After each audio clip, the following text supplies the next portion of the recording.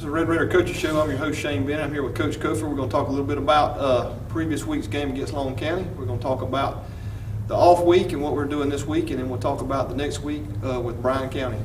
Coach, a lot better situation this week coming into the show with a big win versus a big loss against Benedictine. Come in with a big win over Long County. I knew you were going to go there. No, I mean, it is. It changes the whole temperament and everything. A win cures a lot. Right. It's like penicillin for the heart.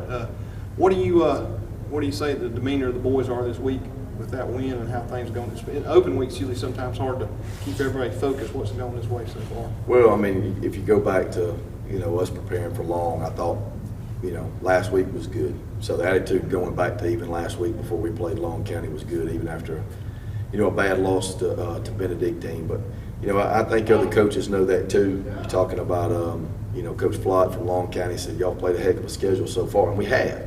And that's the upside to it. You're 1-3 at the time before this past Friday, but we played a lot tougher schedule than a lot of people have, especially in our region right there. So a lot of people are going to catch that on the downside right there. So, but it's been good. We gave the guys the day off yesterday, Monday, and then we went back to work this morning and it was good. It was good. It's still drizzling and still wet from the past couple of days being wet, but we're used to that being in the morning time anyway. So it didn't affect us one bit. But it was a good practice today, especially for an off day. Well, last Friday being homecoming, did you see were the boys distracted? You said you were worried about all the things going on with that. How did that go? Right. No, I didn't think there was anything outrageous. The kids were enjoying homecoming week just like I did back in the day. So it wasn't anything. When it got to business, when we had the pep rally at that Friday and had about 4 or 5 of them come up and said, "Now it's time to get serious." Mm-hmm. So the pep rally had gone off and it was game time. I think the best thing about this past Friday night was before the game even took place. Some of the kids are out there to doing the homecoming. Some of those guys were on homecoming court, and Coach Kinder and Coach Langford and I, we walk in to go in and talk to them pregame and stuff like that. And I thought, I guarantee you they're out the back door watching who's won and stuff like that. And we walk in and it's dark, and you can hear a little bit of talking, but it's just one person. And the door was shut. And so I went in and went against the wall right there, and they were talking amongst themselves about what they expected on the night.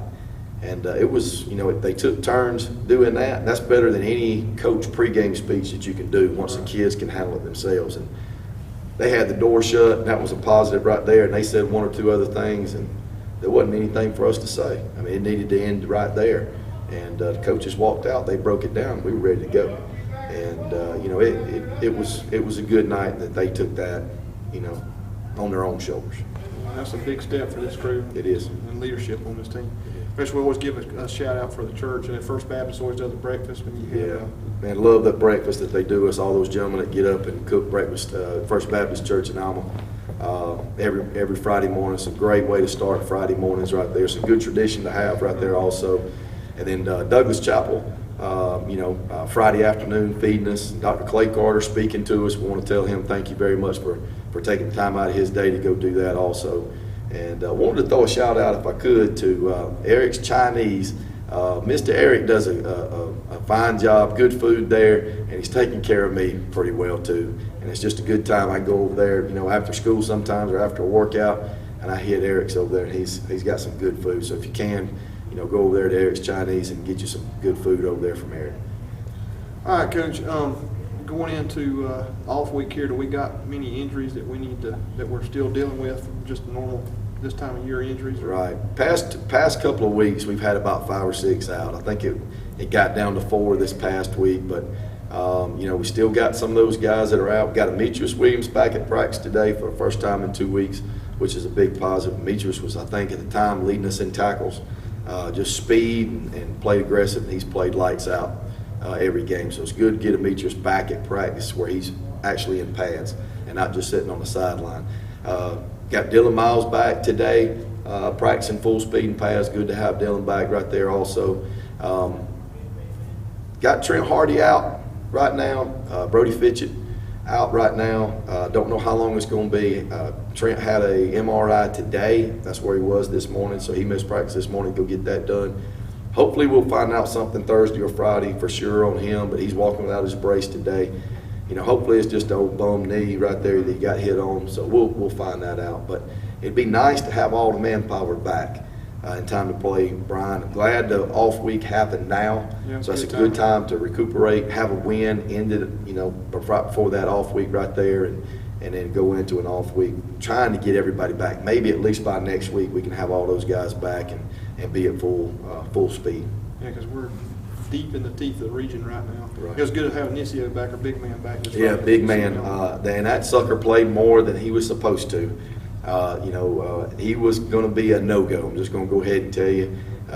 Dad called me and said, Coach, we're trusting you. Well, that put a lot on my shoulders, and I didn't want to go full tilt until I went and talked to Mama.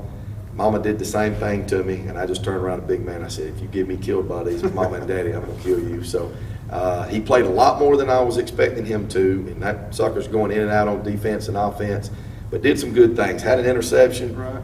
Had a couple of pass catches right there. Just to get him back into the flow of playing was huge, but just having him back was a lot more confident. I think it gave the kids out there a lot more confidence knowing they had another experienced guy back there. Plus it frees up Dalton Allman on offense a lot more, and we don't have to go both ways as much, but it's great to have big man back out there. It's good to see him, get them all back. All right, we're going to take a quick break. We're going to come back and we'll break down the Long County game. We just want to get a shout out to Miles Auto Sales for their support of this show, and for Bennett & Johnson. If you would support these folks, we'll be right back. All right, welcome back. We're going to break down the Long County game a little offensive and defensively. Coach, we got 470-odd yards for Bacon County, 191 for Long County. That's kind of numbers we want to see every week. Right. I know you've been pushing for that the whole time, putting some points up on the board, getting the boys a little free reign to score. And I know Coach Connor and I talked about it. They kind of played loosely. Yeah, especially in the second half. They enjoyed the game, and they were playing like y'all been trying to get them to play the whole time. Right, they were having fun in the Right. second half. I probably didn't help any in the first half. I thought we should have scored at least one more time, maybe twice. I want the kids to expect that too, scoring. But a lot more loose in the second half. I think when Drell ran the interception back for 6, it loosened everybody up, and they were having more of a good time. They started talking a lot more. It's kind of like practicing, just being that loose. But first half started off well. Second half did too as a whole game. So I think maybe 18 first downs, just moving the chains, being able to run the football. Everybody talks about the term spread and throwing the ball all over the time. We ran it a lot more times than we threw it. If you can open up the running game by spreading people out and just pounding on them, especially with, Jacob Carver had a big night, 14 carries for 141 yards, 3 touchdowns. It was a big night for him. He had a lot of blocking going up in that front line, and all those guys, Keem Peterson, Petey Simmons, Trevor Williams, Keenan Williams, I'm trying to think of the Mike Restrepo, all those guys right there, Jay Jackson, blocking up there for him. And plus Wesley Cawthorn and Anthony Florence doing the bareback for him also, and they had some rushing yards too. But just pounding the football like that is more fun, and we can roll plays again and run it all over. And I don't know if anybody noticed, but as soon as the referee was blowing the whistle, blowing the play start or the clock, the ball was being snapped right then. And we want to get to that point. That's the way I wanted it at the beginning of the year. It'll get better and better as the year goes on.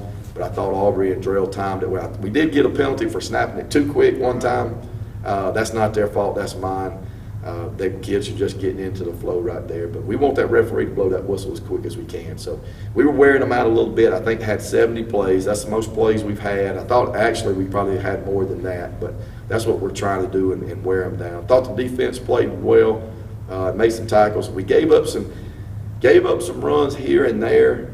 I thought, we have to get better at that because I think we start relaxing too much. It happened a little bit on offense and it happened on defense. You can just tell a little bit more on defense right there when they start breaking a run or two and we're not sticking it and setting the post on the outside to make them bounce it outside, and they just kind of ran it right at us. As soon as they got yelled at once or twice by Coach Langford and the defensive guys, that kind of changed. But they scored one late on the JV bunch right there, and we didn't do what we were supposed to on the JV bunch. We're not going to stop coaching Coach Langford lit up one of those guys coming off the field right there with the JV crew. That's our future. So, we're going to coach them the same way we coach these older guys. We don't expect them to score. We expect, JV offense came in and drove it right down the field in a minute. So it looked real good, throwing the ball right there. Threw a great pass from Dawson Jewell to Kevontae Merritt right there in the end zone. Kevontae made a great catch right there. Dalton Royals, first play, throws a 97 all verticals right there to LaGundrick Snell for about a 40-yard gain. Thought that was nice too, but we're going to coach those guys the same way we coach the older guys. We're not taking any time off while those guys are in. It's not we're trying to score and we're trying to stop somebody. So, I like that about our kids. I like that about our staff also. We're going to try to get after people's behinds, and we don't want to let up, And I had one coach ask me, at the end when the JV scored, we threw 2 passes right there to score, but we got freshmen in. Right. And we're not going to cut it back. I almost let the older guys go back in because we talked about wanting to score 50. We needed that confidence boost. And I thought to myself, that's a little selfish on my part to do that. Plus we get somebody hurt. That's ridiculous. Let's let the younger guys play. That's what it's for anyway. Let these guys play. And all those freshmen and some of those sophomores got a chance of playing time up under those lights on Friday night. It's a different thing than playing on Thursday afternoon or Wednesday afternoon than it is on Friday nights. But and they did well. I was very proud of them. They scored themselves. So, but it was a total team effort. Anthony Florence 29-yard screen pass on that was a real pretty on second or third and 30. Right. And Flo took it down there and did a great job, set it up. Aubrey set it up good for him right there, and Flo took it down there. I was very proud of that too. So limited to turnovers. I don't think we had a turnover on the night. We did let 1 or 2 loose, hitting the ground right there that we can't do. We talk about protecting the football all the time, but I don't think we had a turnover on the night. I don't think. No, I don't remember. We put the ball on the ground, but we would come back. Yeah, we don't want to even put it on the ground, right. So that's bad, and we'll work on that again this week. But definitely it was good to leave the field on a positive note right there. But watching film now, let me just say this, and there'll be some kids that's watching this too. Watching film and watching it again today. Broke it down yesterday big time, and then watched it again today. Disappointed in. I think some of our kids think, well, we're ahead, we can relax, and we're not getting after our blocks the way we should. So if I'm going to be negative anyway, we need to play hard for 48 minutes, period. And, some of these kids are trying to get highlights and stuff. We're going to put their blocking on there too. Mm-hmm. And definitely want these kids playing hard 100% for 48 minutes, not taking any time off. If you do that, you feel good about yourself. You should be exhausted on a Friday night after a game. I was. When I got home, I had something to eat, and I was out until 6:30 in the morning with my coaching clothes on. I didn't even get to take a shower. I was just exhausted. So that's the way those kids should feel after a football game, giving their all. But we got to get to that point, and we definitely have to get to that point when we play Bryan County in a couple of weeks. Yeah, well, we'll get in that in a minute. But Jacob Carr was kind of breakthrough. He had 14 carries, over 100 yards, did real well as far as stand out Friday night, right. And run the ball. I was saying, if there was pull that negative out, our kicking game, we're still trying to get settled there as far as we left 4 points on the field Friday night. Yeah, Glenn Dobbins does a great job. Glenn works his tail off every day in practice. Had an off night. Well, I think Glenn knows that, he was on the homecoming court too. Don't know if that had anything to do with it. He was out there. But Glenn, you don't have to say anything to. He goes out there and works on his own. I was over there with him this morning, a lot this morning. Glenn does a great job. I think he was on the tee. We didn't have any problems with the snaps or the holds. Glenn was just shaking, but he was doing that a little bit this morning too. And it may be because he's trying to spot it, which we're still trying to figure that out right now, and just barely push it through. So we kind of kicked the mess out of it this morning. Practiced on his kickoffs and all that. He was hitting it pretty by the time we got through to him. So I think that's probably all it is. He's got all the confidence in the world. Glenn's going to be a good one for us, especially these last 5 regular season games before we get in the playoffs. He does a great job, but definitely can't leave 4 points, not even one, right. Off the scoreboard. Got to get all of them and do that, and I have all the confidence in the world in him. Going to just talking about our kickoffs, is that just something y'all are planning for the for the Long County game, or is it something we're going to kick deep? I mean, what's the philosophy there? I've had people want to ask that question. Yeah, why are we kicking sky kicks across the field? Why are we kicking deep? Well, they in the past, we wanted to make people prepare for our kickoffs. Well, the last couple of years at Cook, we had one on each side on the numbers. Kicker was right in the middle. You couldn't tell where he was going to kick it. We would onside it, pooch it. That means sky kick it kind of high so they'll have to fair catch it, or kick it deep. And we'd have 8 guys behind him. And then the kickoff return team would have to practice all week who to block and how to block it. And then we'd call it from the sideline, and we could just run around and get in our lanes, and everything would be good. Well, Georgia High School changed the rule on us, okay, in the spring. So I guess to keep people from getting hurt on onside kicks, that kind of stuff, and overloading to one side. So it took us 2 scrimmage games and a regular season game to finally figure out what the officials wanted. So we want a deep kicker in at the same time, but we wanted that pooch kicker in at the same time also. Mm-hmm. Well, the problem is you can't approach the ball at the same time, but it looks like you got, so they have to be prepared for the sky kick and they have to be prepared for the deep kick. So we'll try to mix it up on them, and we're still working on that right now, but you have to have 4 guys to at least one side of the kicker every time. So if you decide to kick it deep, that sky kicker has to be on this side of the kicker also. If the sky kicker is going to kick it, that deep kicker can't be on the hash and approach the ball at the same time. He has to be on that one side too. So that's a Georgia High School rule. It's taken us a while to try to figure out what we want to do. We wanted to both of them to kind of go to the tee, so you didn't know if we were going to kick it deep or sky kick it, either way. And it hasn't, you can't do that anymore. They've kind of just taken that out, I guess, to keep people from getting hurt. And we're not out to hurt anybody right there. We're just trying to make them work during the week to do that. So we have 2 kickers, but they definitely have to wait.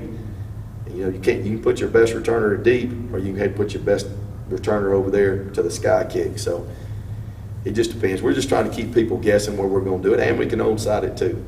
So we've done that before too. So it's a lot of work that goes in there, but we just want to make people work, bottom line.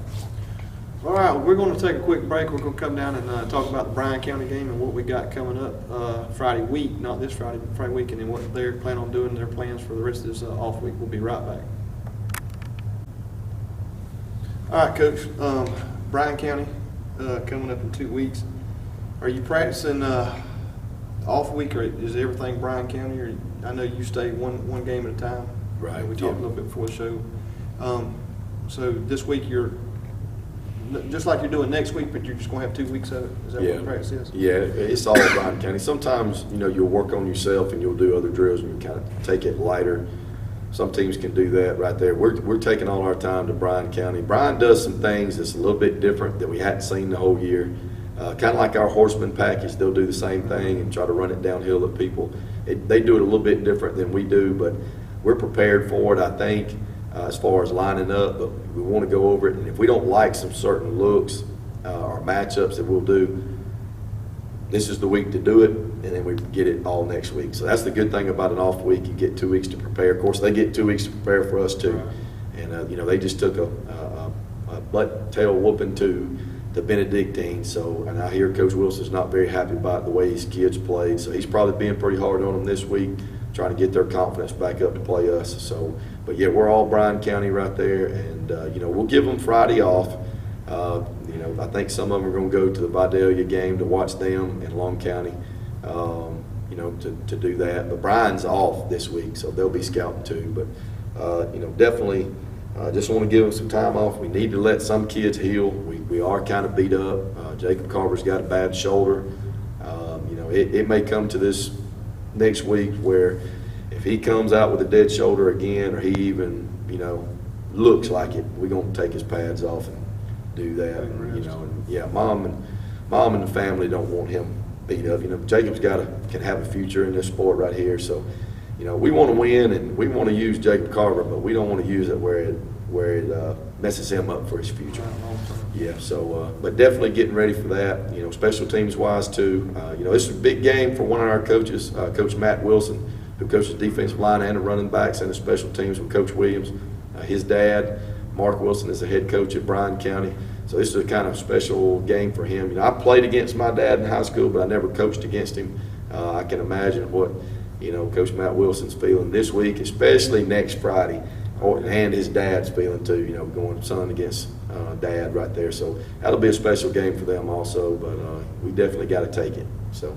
Well, just real quick, offensively and defensively, do we see anything different out of them that we've seen this year thus far?